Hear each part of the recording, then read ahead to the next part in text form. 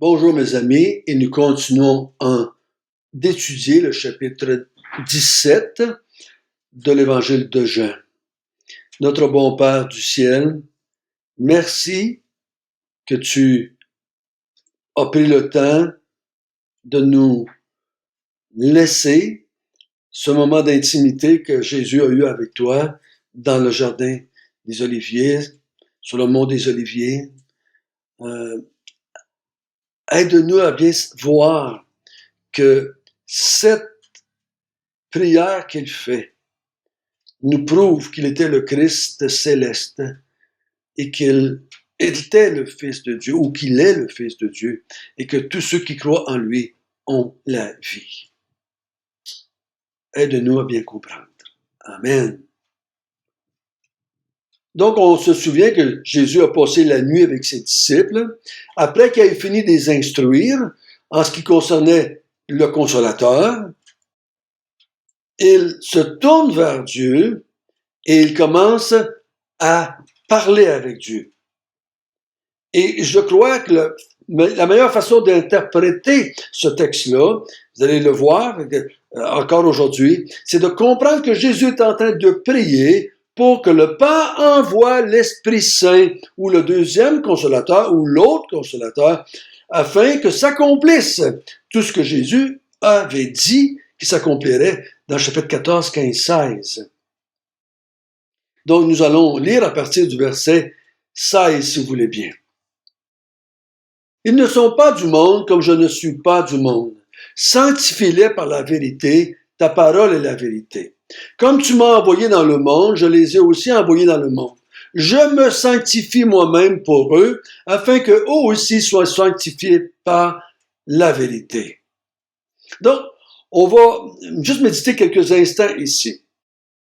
Quand Jésus dit « Ils ne sont pas de ce monde, comme moi-même je ne suis pas du monde », parce lui il vient de Dieu, et nous, on a été choisis du milieu du monde pour appartenir à Dieu le Père et Dieu le Fils. Donc nous autres aussi, on ne fait plus partie de ce monde-là, parce qu'on a été mis à part par l'enseignement qu'on a reçu de la part de Jésus, que les 12 avaient reçu de la part de Jésus, et ils les ont reçus, ces paroles, ils ont cru que Jésus venait du Père et que les paroles qu'il disait venaient de Dieu.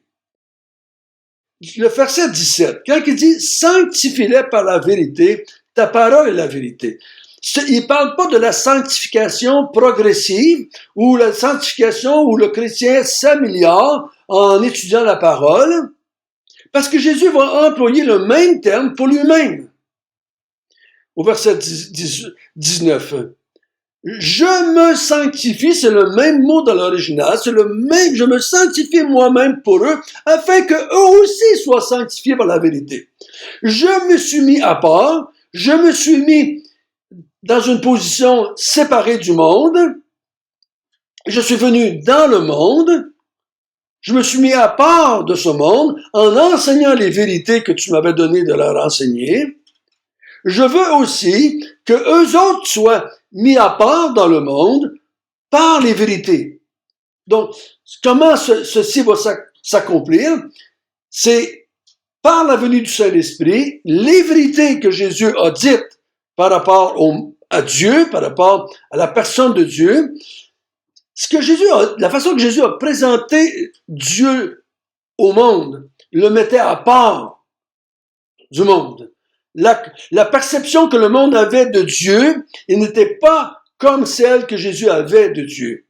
Ça l'a mis à part. Il dit, je me suis sanctifié moi-même. Il ne s'est pas amélioré, là.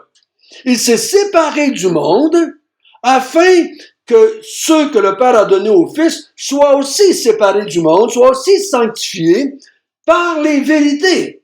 Mais les vérités, ils les ont entendues, ils les ont reçues, mais ils ne sont pas encore séparés du monde. Il faut que le Saint-Esprit vienne et applique ces vérités-là dans la vie des croyants et qu'ils viennent habiter en eux. Ils vont naître de Dieu, ils vont naître de l'Esprit, ils vont naître de nouveau, recevoir la vie éternelle et ils vont être à part. Jésus dit, je veux maintenant qu'ils soient sanctifiés par la vérité que je leur ai dite. Et ça, il faut que le Saint-Esprit prenne les vérités que Jésus a enseignées aux 11 et qu'il les applique et qu'ils puissent avoir la vie, qu'ils puissent être séparés du monde dans ce sens-là.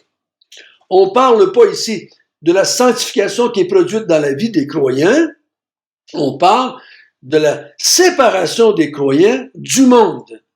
Comme Jésus n'était pas de ce monde, moi, je ne suis pas de ce monde. Comment ça va arriver, ça? Ça va arriver parce que le fait que Jésus s'est séparé du monde, il veut que moi, je sois séparé du monde par les vérités que le Saint-Esprit va appliquer en nous pour qu'on soit séparé du monde.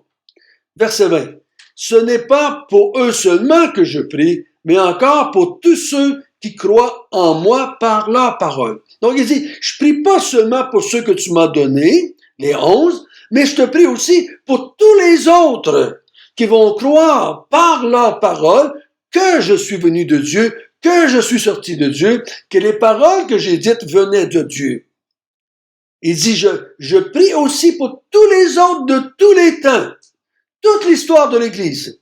Je prie pour eux, afin que tous soient un, que tous les croyants soient unis ensemble. Comme toi, Père, tu es en moi et que moi je suis en toi, afin que eux aussi soient un en nous, pour que le monde croie que tu m'as envoyé. Je te prie pour les 11 et pour tous les autres, je veux que tu les unisses ensemble, entre eux et avec nous. Et la seule façon de comprendre que ceci est possible, c'est pas qu'on va avoir une église, il va y avoir qu'une église avec juste un nom dans le monde. C'est pas ça qu'il est en train de dire. Il est en train de parler de la venue du Saint-Esprit dans tous les croyants, et c'est pour ça que l'apôtre Paul va l'appliquer dans 1 Corinthiens. Vous formez un seul corps, parce qu'ils avaient tous été baptisés dans un même esprit, et ce baptême du Saint-Esprit que vous allez recevoir va vous unir entre vous, mais va vous unir aussi avec nous, avec moi et le Père. Moi et le Père, nous allons venir faire notre demeure en vous, on l'avait vu au chapitre 14, 15. Le Saint-Esprit va venir habiter en nous. Le Saint-Esprit en nous nous unit les uns avec les autres, mais nous unit aussi avec le Père et le Fils. Verset 22. Je leur ai donné la gloire que tu m'as donnée, afin qu'ils soient un comme nous sommes un. Donc, je leur ai parlé de toi, je leur ai annoncé ta parole, afin qu'ils soient un comme nous sommes un, mais en même temps, il dit moi en eux et toi en moi, afin qu'ils soient parfaitement un, et que le monde connaisse que tu m'as envoyé. C'est la deuxième fois qu'il dit ça. Je veux qu'il se passe quelque chose, afin que le monde croie que tu m'as envoyé. Ce dont il parle, je crois, c'est quand l'Esprit Saint va venir et qu'il va séparer ces hommes-là et ces femmes-là du restant du monde et qu'ils vont devenir le temple de Dieu, qu'ils vont devenir la maison de Dieu et que le Saint-Esprit va venir habiter en eux, les gens vont être convaincus que tu m'as envoyé. La manifestation ultime que Jésus était vraiment celui qui avait dit être, qu'il venait de Dieu et que ça retournait à Dieu, c'est que quand il va être parti, le Saint-Esprit dans Acte 2 va venir dans le monde et ça va être la preuve ultime que Jésus était le Fils de Dieu et que si on croit en lui, on reçoit la vie. Le Saint-Esprit vient en nous, il nous fait naître de nouveau et il nous conduit dans toute la vérité. Il dit au verset 23 à la fin, « Afin que le monde connaisse que tu m'as envoyé et que tu les as aimés comme tu m'as aimé. » Ce qui est fait qu'on est parfaitement un et que le monde va comprendre que tu nous aimes comme tu as aimé le Fils, c'est que tu vas envoyer le Saint-Esprit et que le Saint-Esprit va venir habiter dans chacun de ceux que tu m'as donnés pour tout le temps de l'Église. C'est comme ça que c'est ça la preuve qu'il nous a aimés. Faut pas emmener la croix ici, je pense. Alors, je dis pas que la croix, c'est pas une œuvre d'amour de la part du Père, de la part du Fils. Oui, oui, oui. Mais ici, je crois que c'est plus facile de comprendre le texte en croyant, en pensant ce que Jésus est en train de demander au Père, c'est la venue du Saint-Esprit dans les enfants de Dieu, afin qu'ils soient sanctifiés, afin que le monde sache que Jésus est envoyé par le Père, afin que le monde sache que tu aimes ceux qui croient au Fils, ceux qui reçoivent les paroles du Fils, tu leur donnes le Saint-Esprit. Et là, le verset 24 à 26. Père, je veux que là où je suis, ceux que tu m'as donnés soient aussi avec moi, afin qu'ils voient ma gloire, la gloire que tu m'as donnée parce que tu m'as aimé avant la fondation du monde. Père juste, le monde ne t'a pas connu, mais moi je t'ai connu et ceux-ci ont connu que tu m'as envoyé. Je leur ai donné, fait connaître ton nom, je leur ferai connaître encore, afin que l'amour dont tu m'as aimé soit en eux et que je sois en eux. Vous vous souvenez, ça reflète bien les paroles du chapitre 14. Je m'en vais, mais je reviens. Et quand je vais être revenu, je vais vous prendre avec moi dans la présence du Père. Je m'en vais vous préparer une place dans la maison de Dieu. Je reviens vous prendre et je vais aller d'être avec moi dans la présence de Dieu. C'est ce qu'il demande ici. Père, je veux que là où est-ce que je vais être dans ta présence, que ceux que tu m'as donnés, ceux qui ont cru en mon nom, ceux qui ont reçu les paroles que tu m'as données, soient aussi là où est-ce que je vais être. Ici, il ne parle pas d'être avec lui dans le ciel à la fin des temps, mais d'être avec lui dans la présence de Dieu maintenant, pendant l'histoire de l'Église, pendant ce temps-là, et aussi à la fin des temps, bien entendu. Mais c'est pour le maintenant, parce que quand le monde, on va être dans les nouveaux cieux, nouvelles terres, le monde, ça va être terminé, il n'y en aura plus de monde. Mais ici, il parle de quelque chose qui va se passer pour que le monde sache que Jésus est venu de la part de Dieu, pour que le monde sache que nous sommes aimés de Dieu. Donc, c'est quelque chose qui se passe maintenant. Je veux, Père, que ceux que tu m'as donnés soient avec moi dans ta présence et qu'ils voient ma gloire et ta gloire. Donc ça, c'est la venue du Saint-Esprit va nous emmener dans la présence de Dieu, va nous permettre de voir Dieu spirituellement et de voir le Christ dans toute sa gloire.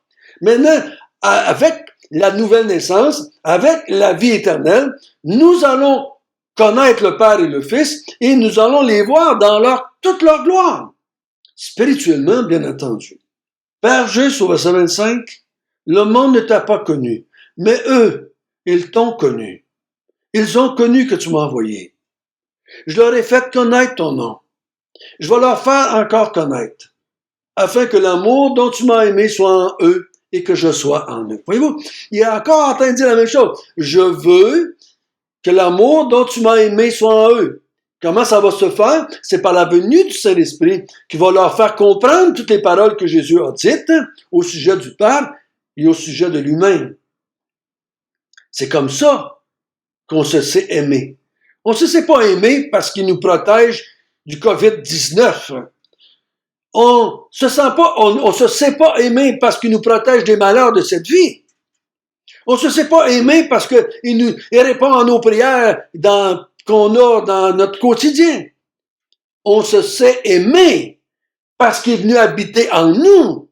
Parce que le Père est venu et le Fils est venu habiter en nous par le Saint-Esprit.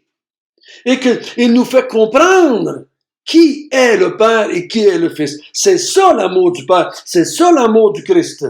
Dieu m'aime parce qu'il vient habiter en moi et me donne la vie afin que je connaisse le Père et le Fils. Ça, c'est l'amour de Dieu. Si ça ne nous convainc pas que Dieu nous aime, peu importe ce que Dieu va faire par après, tu ne seras jamais convaincu qu'il t'aime. C'est pour ça qu'il y a tant de chrétiens qui doutent que Dieu les aime. C'est pour ça que les inconvertis disent, si Dieu vous aimerait vraiment, il enlèverait la souffrance dans le monde. Voyez-vous, c'est comme ça qu'ils comprennent nous autres. Non. Dieu nous aime parce qu'il est venu habiter en nous. Le Père est venu habiter en nous. Ils ont fait leur demeure chez nous par le Saint-Esprit. Et maintenant, nous avons accès au Père. Nous avons accès au trône de la grâce. Nous avons accès au Fils. Et nous pouvons contempler leur gloire. Parce que le Saint-Esprit habite en nous.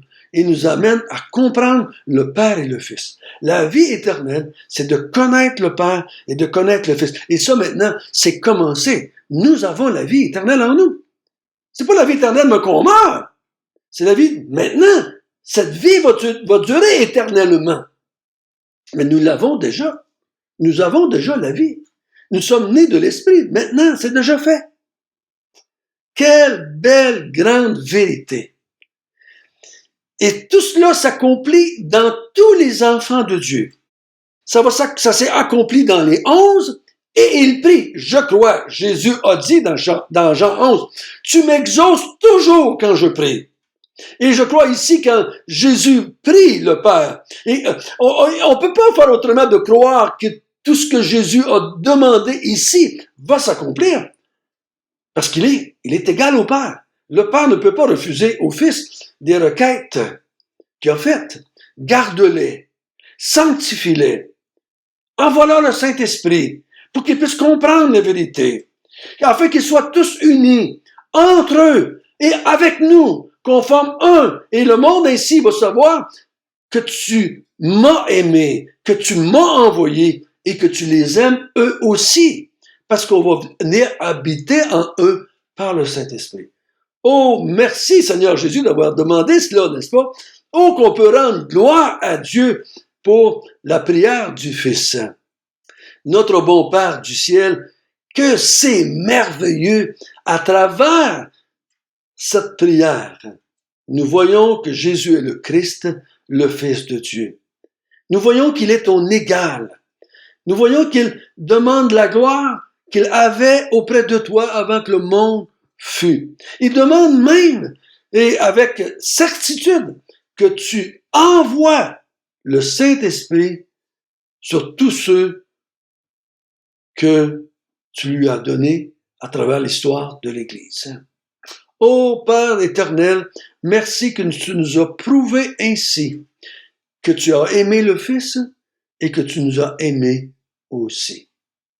Amen.